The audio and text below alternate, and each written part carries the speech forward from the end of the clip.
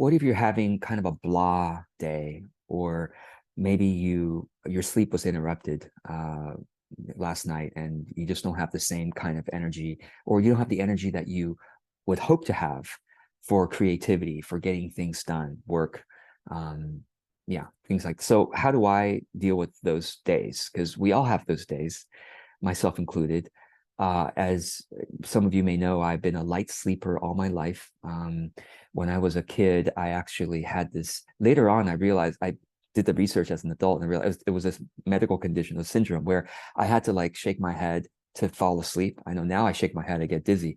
But as a kid, for like, I don't know, the first 15 years of my life, or something, I had to shake my head to go to sleep because I was scared of the dark. Anyway, so just so, and then as an adult, I've always been a light sleeper. And I wake up many times a night, still to this day. I don't get up physically. That's one trick.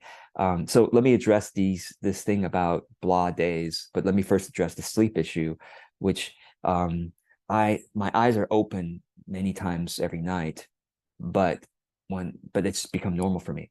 And so I just know that I have to close my eyes back and just practice relaxing, practice energy, practice healing myself. I don't know anything about energy healing. I don't know anything about healing other than I believe my imagination has a power to it, and yours does too. And just imagining healing feelings and healing thoughts, I think, has a healing effect on us. So that's what I practice at night. I meditate hours every night, essentially in bed, because I can't fall asleep.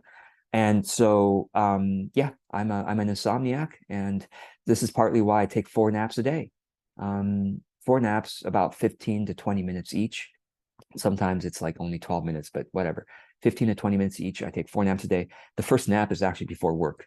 So shortly before I came on this call, I took a nap. It's like before, like after my morning hygiene, I have to take a nap to be ready for work. And then I take a nap, late morning again, and then after lunch, and then afternoon. Anyway, so when I have particularly bad nights, which happens not always, but sometimes, um, as it might happen to you as well, I have to be extra mindful of my naps, because my naps are essentially my resets throughout the day. Like I I've been taking naps religiously since I started my business, 2009, and it's been miraculous, important, like essential breaks for me throughout the day. I don't fall asleep during my naps. That's key. I do not fall asleep during I try to, but I usually don't. But just laying down, relaxing, imagining healing thoughts for 15 to 20 minutes, it's enough for me. And the alarm goes, I get up and I feel better than I did prior to the nap. So yes, I think interrupted sleep is a situation for many of us, and you just have to be for me, I have to be more aware of my naps that day. Maybe longer naps, but that's certainly better boundaries with my naps, like better make sure I do 20-minute naps, not 15-minute naps, for example. If I do more than 25 minutes, I get groggy for the rest of the day and I can't do it because I fall asleep too long. So the key is just to relax horizontally with eyes closed for 15, 20 minutes. Anyway, so that's one. But what about just a blah feeling? Anyone ever have a blah feeling during the day sometime? Of course. All of us do. I think it's just a modern life. I think the more we have the convenience of pleasurable stimulation in society, social media, food, meat, TV shows, whatever, the more we have pleasurable stimulations in society, the more likely we're going to feel blah when we don't have those pleasurable sensations. Because I think, again, I'm no psychologist, but I think the ego chases pleasurable sensations. And so when it's a withdrawal from pleasure. It's a withdrawal either from being in the flow of work, or in the flow of chores, or in the flow of some pleasurable distraction. It's a withdrawal feeling. It's a blah. That's what I think. That's how I interpret the blah feeling. So the blah feeling for me, therefore, is an opportunity to practice. It's an opportunity to practice. I call it blessing the moment.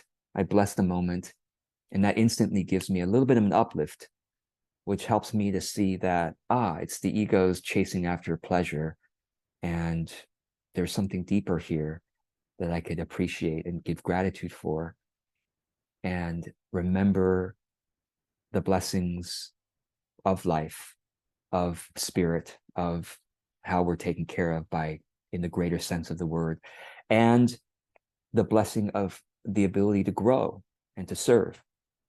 And that usually helps me to get back into doing something useful with my day. Now, if the blah continues, and because by the way, that's a practice.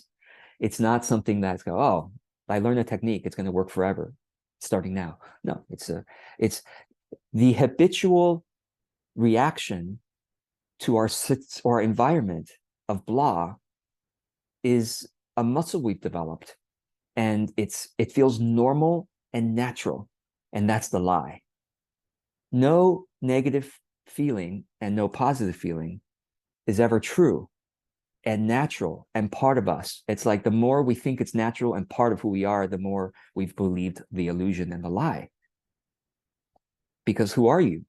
You are an infinitely flexible being and a creator. And when you forget that, because you get attached too much to one identity of you, then you've just fallen into an illusion. That's it. So it takes practice to unwind that naturalness of blah or whatever feeling. Like I said, even positive feelings are not natural. You just have to practice and develop it. And the more you practice something, the more natural, the more you successfully practice something, the more natural it becomes.